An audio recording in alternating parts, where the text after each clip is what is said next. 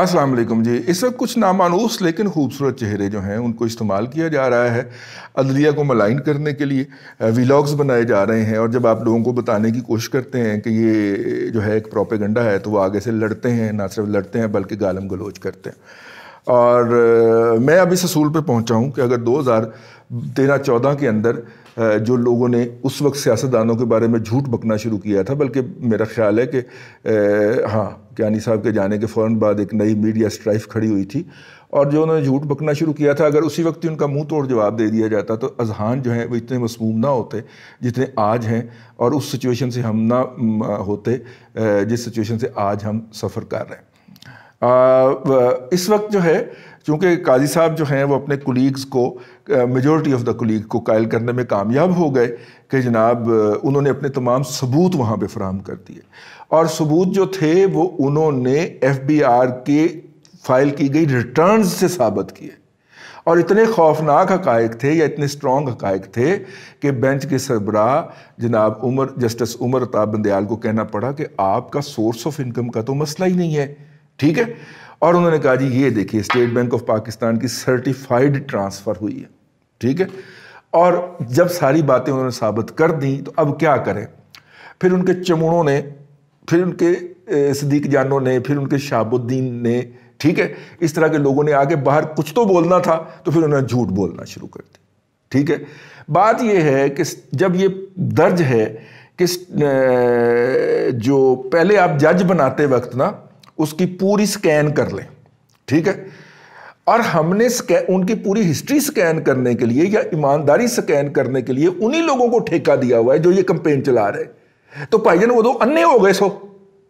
اب ہمیں یہ بتایا گیا, میں اپنی مثال کی طرف آؤں گا, میں ظفر نقوی والی مثال کی طرف نہیں جاؤں گا, ٹھیک ہے. اب جب آپ نے این او سی جاری کیا تھا تو اس وقت آپ اندھے تھے کیا؟ ٹھیک ہے, اس وقت کہہ دیتے کہ یہ بندے کے اندر یہ مسائل ہیں, یہ خرابیاں ہیں, اور جو مکہ لڑائی کے بعد یاد آئے اسے اپنے منہ پہ مارنا چاہیے. سر ایسے نہ کریں سر, جو مکہ لڑائی کے بعد یاد آئے وہ اپنے منہ پہ مارنا چاہیے. آپ نے این او سی دیا تھا نا, آپ نے سیکورٹی کلیئرنس دی تھی نا, تو اب کیوں پیٹ رہے ہیں؟ میرے پاس یہ ایک تحریر بھجوائی ہے اور نامعلوم تحریر ہے, نیچے کوئی نام نہیں لکھا ہوا, اور جس نے فارورڈ کی ہے وہ ان صاحب کو میں جانتا ہوں. تو پہلے تو میں نے ان کو فون کر کے ان کی گوشمالی فرمائی. میں نے کہا کہ آپ کو اس عمر میں مرنا یاد نہیں ہے, آپ کو یہ جو ہے مطلب کہ آپ کو 84 سال کی عمر میں اگر پی ٹی آئی نے چند ٹکوں کی نوکری دے دی ہے تو خدا کا خوف کریں, جھوٹ تو نہ پھیلائیں. اب اس کے اندر کیا لکھا ہوا ہے؟ اس کے اندر لکھا ہوا ہے کہ جناب قاضی اچھا یہ تاریخ کو ڈسٹارٹ کس طرح کر رہے ہیں کہ جناب یہ جو بلوچستان تھا, کلات کے علاوہ جو بلوچستان تھا, یہاں پہ جوگیزئی فیملی جو تھی وہ حق میں تھی, اور قاضی فائز عیسیٰ کا باپ جو تھا وہ پاکستان کے حق میں نہیں تھا. یہ وہ لوگ ہیں جو فاطمہ جناح کو غدار قرار دیتے ہیں. تو قائد اعظم کے قریبی ساتھی کو, جس کے بارے میں قائد اعظم نے کہا تھا کہ اس کے اوپر زبان درازی کرنا میری ذات کے اوپر زبان درازی کرنا ہے, خلاف ہو گئے تھے بہت سارے جو تھے نا. اس کا اثر دیکھ کے یا یہ دیکھ کے کہ یہ قائد کے اتنا قریب ہے, تو قائد نے کل کو اس کو بہت عہدہ اہمیت دینی ہے, تو وہاں کے بہت سارے مقامی سردار قاضی عیسیٰ کے خلاف ہو گئے تھے نا. اور ویسے بھی قاضی عیسیٰ جو تھے وہ وہاں سے آئے ہوئے تھے, اپنا کیا نام ہے, افغانستان سے ہجرت کر کے ان کے ابا اجداد آئے ہوئے تھے, تو اس لیے ان کے خلاف ہونا بنتا تھا کہ یہ تو بلوچ سردار ہی ہے, تو یہ یہاں پہ آگے زمینیں اس نے خرید کے تو سردار بن گیا, تو یہ اب ہمارے مقابلے میں کھڑا ہوگا, تو لہذا یہ. اب اس کے بعد کیا ہوا ہے؟ اس کے بعد تاریخ ڈسٹارٹ ہوتی ہے. بلوچستان کے سرداروں نے فل فلیج کوشش کی تھی کہ وہ پاکستان میں شامل نہ ہوں. نہرو صاحب نے ان کو لفٹ نہیں کرائی, وفد کی صورت میں انڈیا گئے تھے. تاریخ کے اندر لکھا ہوا ہے, کوئی اتھینٹک کتاب اٹھا کے پڑھ لیجئے. نہرو صاحب نے کہا تھا کہ ہم آپ سے فزیکلی اتنا دور ہیں, ہم وہ تجربہ نہیں کر سکتے جو حیدرآباد دکن والا تجربہ پاکستان نے کیا ہے, ٹھیک ہے, تو اس لیے آپ ہم سے امید نہ رکھیں. پھر وہ کابل گئے تھے, اور کابل کے بعد وہ گئے تھے وہاں پہ اپنا اللہ بھلا کرے آپ کو ماسکو گئے تھے, لینن گراڈ گئے تھے, ٹھیک ہے, اور تینوں جگہ سے ان کو ٹکا جواب ملا تھا, ٹھیک ہے. پھر آخر کار ایران میں بھی گئے تھے. یہ چاروں جگہ انہوں نے جب گھوم لی اور وہاں کی کسی حکومت نے بھی ان کو گھاس نہیں ڈالی, تو پھر فائنلی انہوں نے جرگہ کیا، اور اس جرگے کے اندر جو تھا وہ پھر پاکستان کے حق میں قرارداد پاس نہ ہو سکی یا ہو سکنی تھی، تو انہوں نے ایک قرارداد کے ذریعے نواب افقلات جو تھے، یہ کلاٹ ڈویژن وغیرہ مکران شکران تبھی آیا تھا نا ادھر،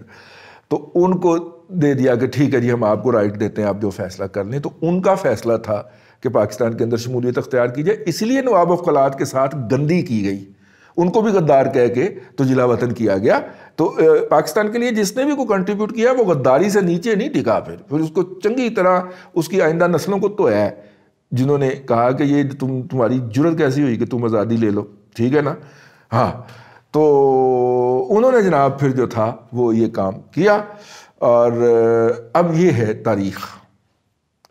وہ تاریخ کیا بیان کی جا رہی ہے؟ وہ تاریخ یہ بیان کر رہے ہیں کہ قاضی فائز عیسیٰ نے وہاں پہ لوگوں کو خریدنے کی کوشش کی کہ وہ پاکستان کے حق میں ووٹ نہ دیں۔ تو نیچے حوالہ لکھا ہوا تھا قیوم نظامی صاحب کا۔ اب قیوم نظامی صاحب کی وہ کتاب جو ہے انسیڈنٹلی میرے پاس بھی ہے، اور قیوم نظامی صاحب نے مجھے وہ کتاب جو تھی وہ اپنے دستخطوں سے عنایت فرمائی تھی، یہ بھی بات ریکارڈ پہ رہے۔ اور قیوم نظامی صاحب جو ہیں وہ ان سے میں نے ایک بڑی خوفناک گستاخی ان کے منہ پہ کی ہوئی ہے، اور انہوں نے اس کو بڑے تحمل سے سنا تھا، اور اس کے بعد انہوں نے ان کا جواب دیا تھا، اور گستاخی یہ تھی کہ سر میں نہیں سمجھتا آپ کے، مطلب میرے دل میں وہ آپ کی عزت نہیں ہے جو کہ آپ جیسے انٹلیکچوئل کی ہونی چاہیے، کیونکہ میں نے ایک دن پرانی کتابیں خریدنے کے لیے انارکلی کے فٹ پاتھ پہ جب میں بیٹھا اور دیکھ رہا تھا تو وہاں پہ مجھے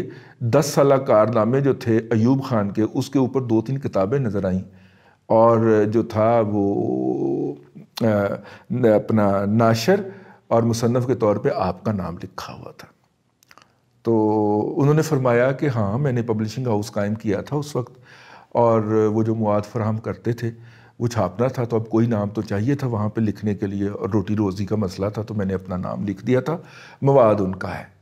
ٹھیک ہے۔ جب انہوں نے یہ اعتراف کر لیا تو ان کی تھوڑی بہت عزت میرے دل کے اندر بحال ہو گئی کہ یار ایک بندے نے غلط کام کیا تھا تو وہ کہتا ہے کہ میں نے روٹی روزی کے لیے کیا تھا، اور وہ اس کی اتھینٹیسٹی پہ اصرار بھی نہیں کر رہا، تو کوئی بات نہیں۔ اب قیوم نظامی صاحب چونکہ ایک دفعہ سرو کر چکے ہیں تو اب ہم ہر دفعہ ان کو استعمال کر سکتے ہیں۔ قیوم نظامی صاحب کی کتاب کے اندر وہ اقتباس نہیں ہے کہیں پہ بھی، میں نے ان کی کتاب پوری پڑھی ہے، اور یہ ویلا کرنے سے پہلے ایک دفعہ پھر اس پہ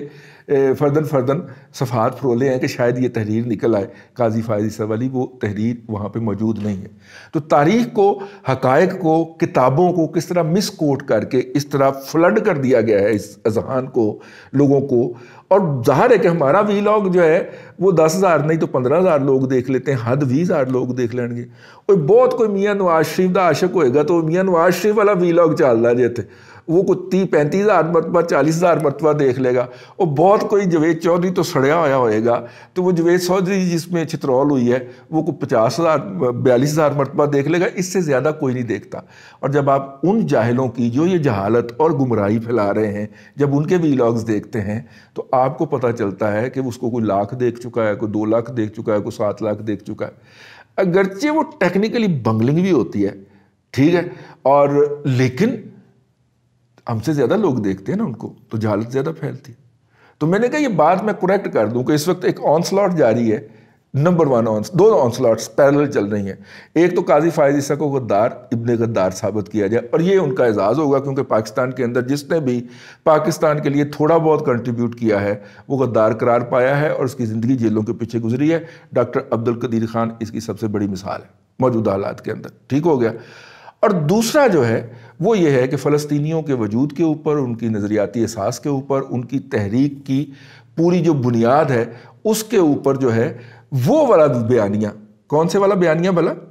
آپ کے محلے میں سے کوئی بندہ اٹھایا جائے تو اس کے اٹھائے جانے کے چند لمحے بعد ایک وہاں پہ بندہ اپیئر ہوتا ہے جو کہ پوچھتا ہے کی ہے؟ آپ بتاتے ہیں کہ وہ ہمارے ہمسائے تھے اور یہاں پہ ایک بڑے یار شریف آدمی تھے، ان کو اٹھا کے لے گئے اس طرح نامعلوم لوگ، تو وہ آپ کو ایک فکرہ پھینکتا ہے وہاں پہ، کچھ کیتا گیا تو چکے گئے ہون گے نا۔ اور یہ فکرہ اتنا خوفناک ہے کہ یہ ہر رشتہ دار کے منہ پہ چڑھ جاتا ہے، یار اس نے کچھ کیا ہی ہوگا تو اٹھایا گیا نا۔ یہ وہ جواز ہے، اور یہ وہ جعلی بندہ جو ہوتا ہے نا وہ بھجواتے ہیں پوری ڈیوٹی، اور ایک سے زیادہ بھی لوگ ہو سکتے ہیں جو آگے خاندان والوں کو بتائیں نہیں ایف آئی آر درج کروانے کی ضرورت نہیں ہے، آ جائے گا جلدی آ جائے گا، نہیں تو دیر پہ آ جائے گا لیکن آ جائے گا۔ اگر آپ نے ایف آئی آر درج کرا دی نا تو پھر وہ نہیں آئے گا۔ اور دیکھنے میں یہ آیا کہ جو ایف آئی آر درج کرواتے ہیں نا وہ جلدی آ جاتے ہیں، اور یہ جو ایف آئی آر درج نہیں کرواتے نا یہ سالوں 2.5-3 سال ان کا ملتا ہی نہیں ہے، ٹھیک ہے، نام و نشان ہی نہیں ملتا، اور جب آتے بھی ہیں تو آدھے کے پاگل ہو چکے ہوتے ہیں۔ تو کہنے کا مطلب یہ ہے کہ یہ بڑے آرگنائز طریقے سے یہ ساری موومنٹس کی جاتی ہیں، ان سے آپ نے آگاہ رہنا ہے، ٹھیک ہے۔ قاضی فائد عیسیٰ صاحب نے اچھے کام کیے، ٹھیک ہے، اور جو مولوی ان کے خلاف فتوے جڑ رہے ہیں ان کو اپنا منہ بند کر لینا چاہیے۔ قاضی فائد عیسیٰ نے اپنی ججمنٹ کے ذریعے اس ملک کے اندر اسلام کو پاکستان کے آئین کی بنیادی اساس قرار دینے کا فیصلہ صادر کیا ہوا ہے۔ مولویوں کو فیصلہ منہ پہ لے کے نا جو قاضی فائد عیسیٰ پہ تنقید کر رہے ہیں اور ڈوب کے مر جانا چاہیے پہلی فرصت کے اندر ہی نا، جو قاضی فائد عیسیٰ پہ وہ اکیلا جو ہے تمام مولویوں سے اور تمہاری داڑھیوں سے زیادہ کنٹریبیوٹ کر گیا، اس لیے وہ تو بالکل بھی ان کے اوپر تنقید نہ کرے، ورنہ ان کا اپنا وجود جو ہے لا یعنی اور بے معنی ہو جاتا ہے۔ اور یہ جو پیڈ ٹرول ہے ان کی سرکوبی کرنا جی آپ کا قومی فرض ہے، being a Muslim, being a Pakistani, ان کی سرکوبی کیجئے، اور جہاں پہ بھی اس طرح کی بات ہو اس کو ڈسکریج کیجئے، کیونکہ پہلے آپ نے جو 2013-14 میں جو بکواس شروع ہوئی تھی جب اس کو آپ نے کاؤنٹر نہیں کیا تو یہ تبدیلی آپ پہ مسلط ہوئی ہے، ٹھیک ہے۔ تو بر وقت بتا رہا ہوں ابھی سے کاؤنٹر کر لیں، ورنہ جو اس سے نجات ملنے کی کوئی صورت ہے وہ نہیں ہوگی، اور 10 سال پورے کر کے جائیں گے وہ لوگ۔ اب تک کے لیے اتنا ہی، اگلے ویلاگ میں پھر آپ سے ملاقات ہوگی۔ اللہ آپ کو آسانیاں عطا کرے اور آسانیاں خلق خدا میں تقسیم کرنے کی توفیق عطا کرے۔